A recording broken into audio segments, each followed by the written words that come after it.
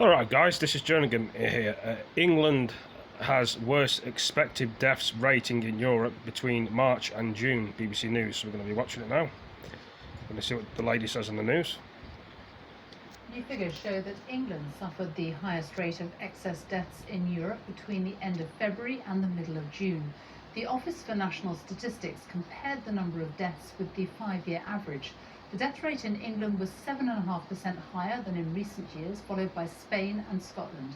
It comes as people who test positive for COVID-19 or show symptoms of the virus are being told they must now self-isolate at home for 10 days rather than 7.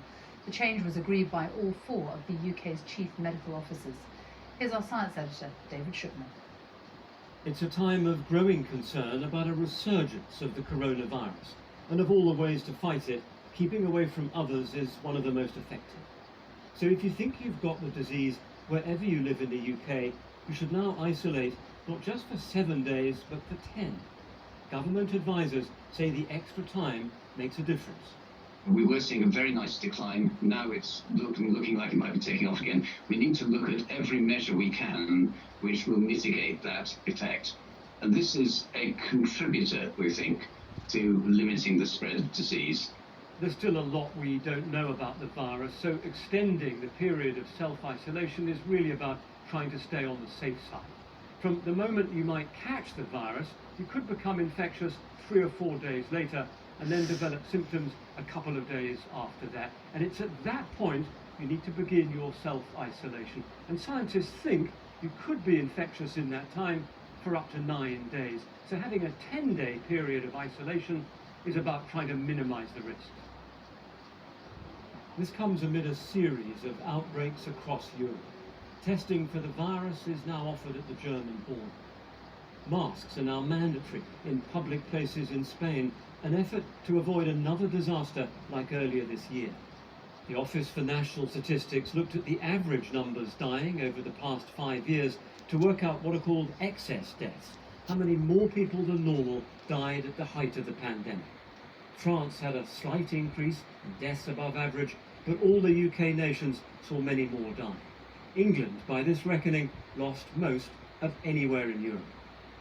Paula Greenhoff was among them, a fitness instructor who died from COVID-19 at the age of 55.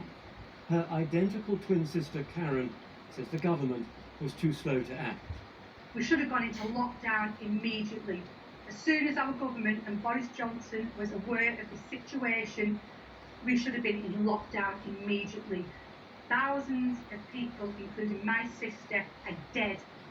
These people will still be alive today if the government and Boris would have acted on this immediately. The Prime Minister was asked if he was ashamed of the losses, how the UK had seen so many people dying. We really owe it to them to continue our work in driving the virus down.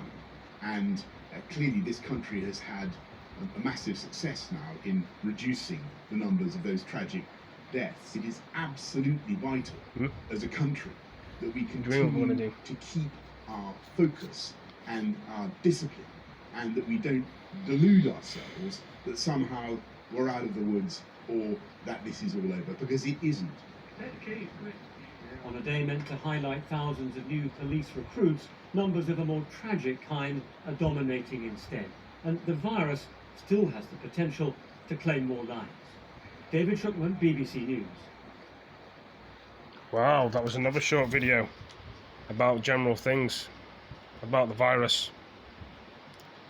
Looks like it's still a problem in most places. Anyway, thanks for joining this video. See you next one. Peace.